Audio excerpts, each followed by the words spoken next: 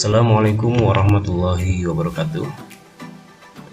Berjumpa lagi dengan kami di Rifan Channel.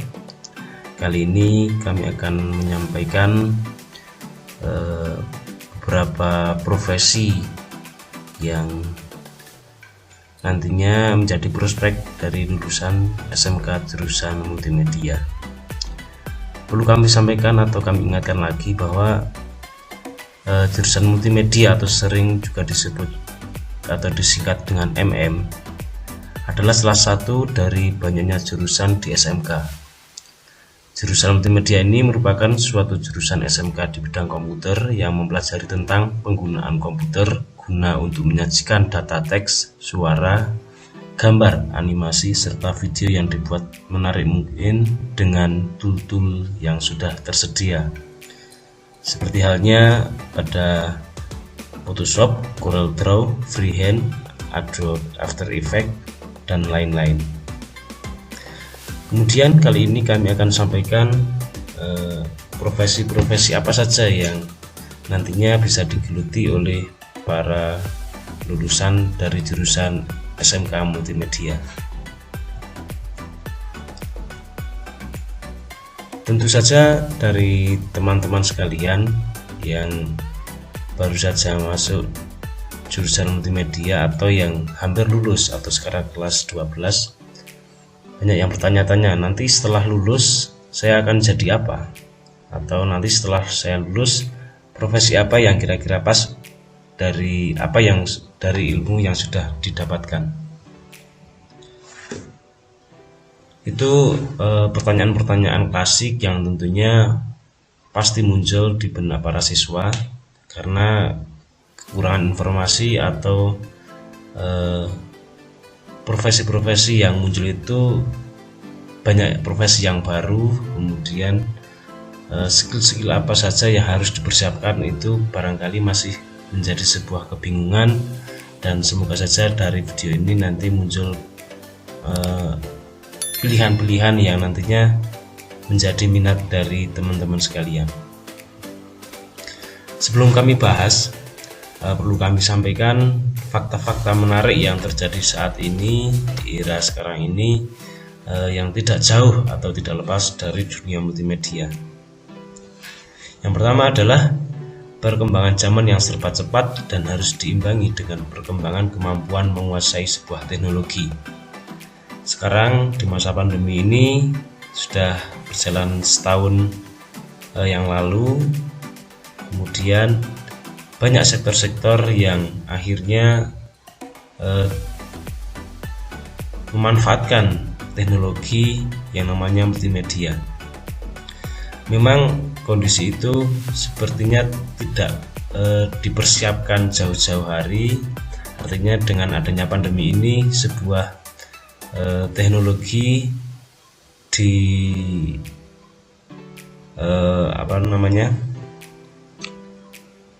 teknologi diminta untuk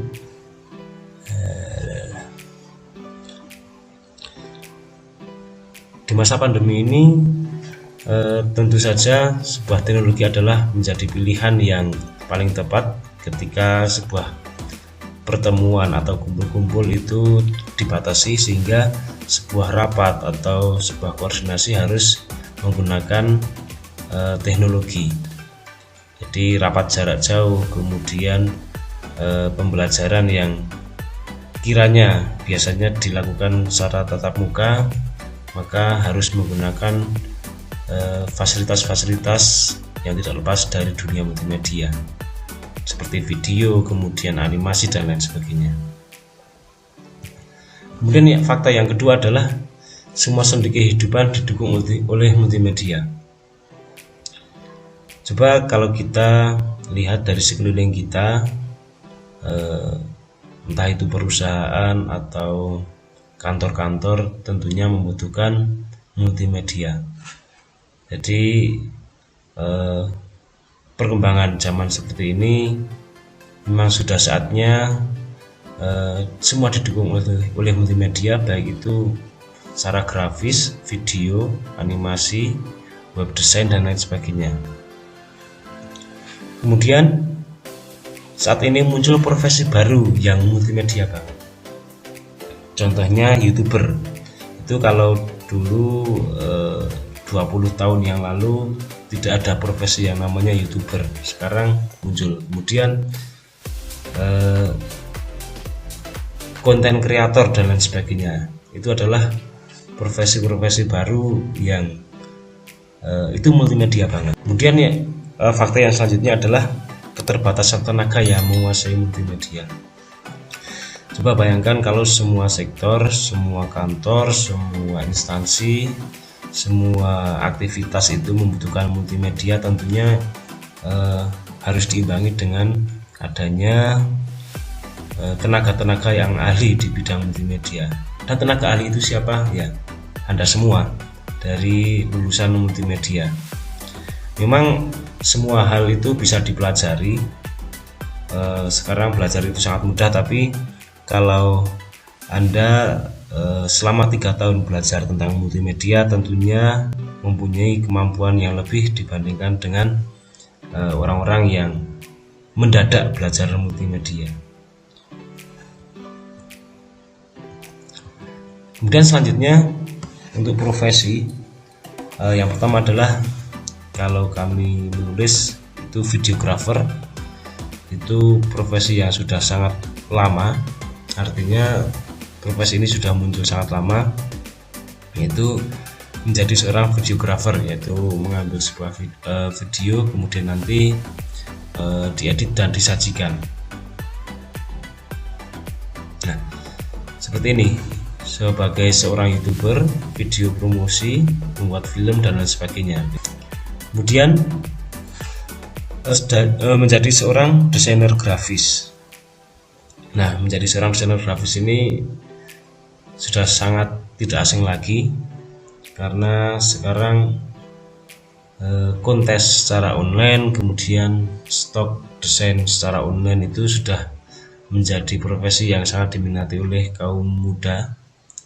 Jadi banyak sekali generasi-generasi muda kaya yang bekerjanya dari rumah saja, sehingga banyak tetangga yang mengira itu memelihara tuyul.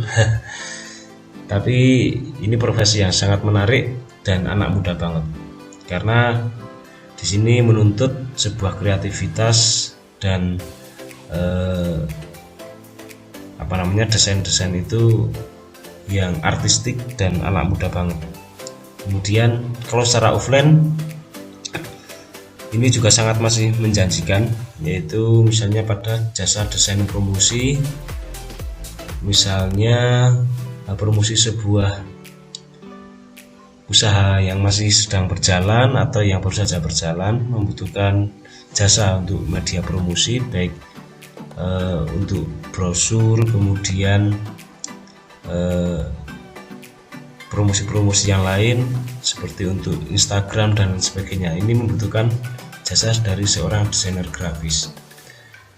Bisa saja dari instansi pemerintah atau perusahaan yang membutuhkan sebuah desain promosi yang sangat menarik, karena kita tahu tidak semua perusahaan atau instansi itu mempunyai tenaga yang khusus atau tenaga yang dipasrai untuk desain grafis, sehingga dibutuhkan seorang yang profesional di bidang desain grafis. Kemudian untuk jasa cetak, saat ini juga masih menjadi primadona sebuah usaha yang tidak ada matinya, seperti membuat undangan, cetak brosur, cetak banner dan lain sebagainya. Ini menjadi sebuah usaha yang tidak ada matinya. Bahkan di masa pandemi ini usaha yang masih eksis salah satunya adalah usaha di bidang cetak. Meskipun saat ini order undangan itu sangat minim, tapi ada saja cetak-cetak yang lain yang usaha cetak ini tidak ada matinya. Kemudian menjadi seorang animator atau ilustrator. Memang profesi ini hanya sekian persen saja yang diminati atau digeluti oleh lulusan multimedia, karena mungkin Ini membutuhkan sebuah skill khusus atau skill yang cukup ahli, karena di animasi ini selain kemampuan dari diri sendiri juga membutuhkan sebuah fasilitas yang cukup memadai atau spek komputernya cukup kuat. Memang industri animasi ini sangat keren ya, cuman membutuhkan persiapan yang luar biasa. Misalnya saja untuk membuat animasi sebuah film durasi 3 menit saja membutuhkan proses yang cukup panjang. Kemudian menjadi seorang web designer, ini menjadi seorang web designer ini cukup menarik juga, karena semua instansi, semua perusahaan yang ingin terlihat kredibilitasnya itu bisa diperhitungkan, itu salah satunya dengan adanya website khusus untuk sebuah instansi atau perusahaan. Bahkan sekarang UMKM saja sudah ada yang sadar sampai membuat website. Kemudian selanjutnya, setelah kita tahu profesi apa saja yang bisa kita pilih untuk para lulusan multimedia, kira-kira saat ini yang masih menjadi siswa, apa yang harus dilakukan? Ini pasti muncul sebuah pertanyaan ini, saya minatnya ingin jadi seorang desainer grafis, apa yang harus saya persiapkan, apa yang harus saya lakukan? Untuk menjadi seorang videografer, apa yang harus dipersiapkan? Nah, yang pertama, kita memilih keahlian yang sesuai dengan kemampuan. Artinya misalnya saya memilih, atau saya itu paling sukanya di desain grafis, saya sering suka menggambar misalnya. Nah, berarti Anda paling tidak memilih untuk desain grafis. Kalau misalnya sering ambil video atau suka sekali dengan film, nah mungkin profesi yang pas yang Anda pilih adalah menjadi seorang videografer misalnya. Kemudian selanjutnya adalah fokus pada pilihan yang Anda pilih. Misalnya saya memilih desain grafis, ya udah fokus. Yang lain, ilmu-ilmu yang lain boleh saja dipelajari, tapi Anda harus ada fokus yang harus dipilih. Misalnya desain grafis, ya apa saja yang dipelajari di desain grafis itu harus Anda geluti, harus Anda pelajari dengan serius. Kemudian yang selanjutnya, setelah fokus, kemudian selalu mengembangkan skill sesuai dengan pilihan. Misalnya di desain grafis itu banyak sekali orderan atau keinginan konsumen, misalnya ingin membuat logo, ya harus dipelajari tentang bagaimana membuat logo, kemudian logo yang bagus itu seperti apa, logo yang mahal itu seperti apa, jenengan harus pelajari lebih dalam lagi.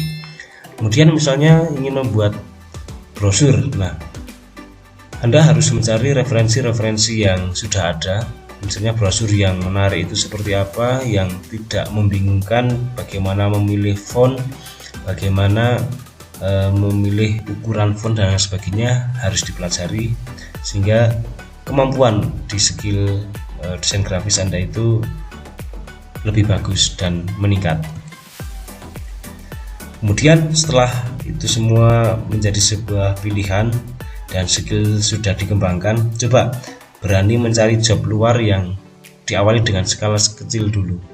Misalnya ada teman atau tetangga yang membutuhkan jasa desain grafis atau jasa desain video, coba tawarkan, barangkali untuk awal-awal ya gratis dulu, tapi kalau misalnya skillnya sudah dirasa bagus dan hasilnya menarik luar biasa, baru saja membuat tarif, tapi jangan terlalu mahal-mahal dulu. Artinya ini sebagai proses pembelajaran, karena suatu hal yang besar itu pasti diawali dengan hal yang kecil-kecil dulu.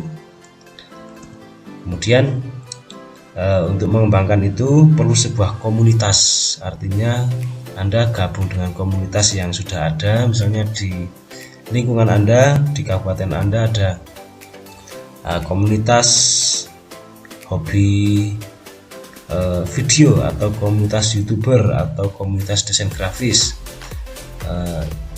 Itu sebuah hal yang wajib untuk diikuti karena di situ kita akan banyak belajar dari orang-orang yang sudah berpengalaman. Kemudian pasti ada saran-saran dari orang yang berpengalaman itu untuk para pendatang-pendatang baru atau adik-adiknya, sehingga apa yang diobrolkan itu selalu di lingkungan apa yang menjadi pilihan kita. Misalnya menjadi seorang YouTuber, nanti pasti di komunitas itu yang diobrolkan ya tentang YouTube, tidak ada hal yang lain, sehingga itu menjadi lebih fokus lagi, dan ilmu yang didapat pastinya lebih berharga dari pengalaman-pengalaman yang sudah dilakukan oleh para seniornya. Kemudian selalu haus akan ilmu yang baru. Jadi jangan terlalu sering puas apa yang sudah didapatkan, sehingga keinginan untuk mencari ilmu baru itu selalu muncul. Ini ada teknologi baru ini ya, harus dipelajari. Nah, Anda harus cari ilmu itu sampai benar-benar bisa dikuasai. Oke, sudah muncul minat atau masih bingung atau mau pindah jurusan? Jangan ya. Ambil jurusan multimedia itu sebuah pilihan yang sangat tepat karena saat ini membutuhkan tenaga-tenaga ahli di bidang multimedia, dan insya Allah jurusan ini, lulusan ini atau profesi ini tidak akan ada matinya karena selalu beriringan dengan perkembangan teknologi. Kemudian kami harap tulis pada kolom komentar profesi apa yang Anda inginkan setelah lulus dari SMK jurusan multimedia. Jelas ya? Oke, semoga yang sedikit ini bermanfaat dan menjadi gambaran nanti setelah lulus Anda mau jadi seperti apa, menjadi apa, kemudian apa yang harus dipersiapkan sebelum terlambat, bisa dilaksanakan mulai hari ini. Dan jangan lupa untuk terus haus akan ilmu. Yang terakhir, jangan lupa untuk subscribe, like, komen, dan share channel Rifan Channel. Dan jika ingin menginginkan video yang lain bisa tulis di kolom komentar. Terima kasih, kami akhiri. Wassalamualaikum warahmatullahi wabarakatuh.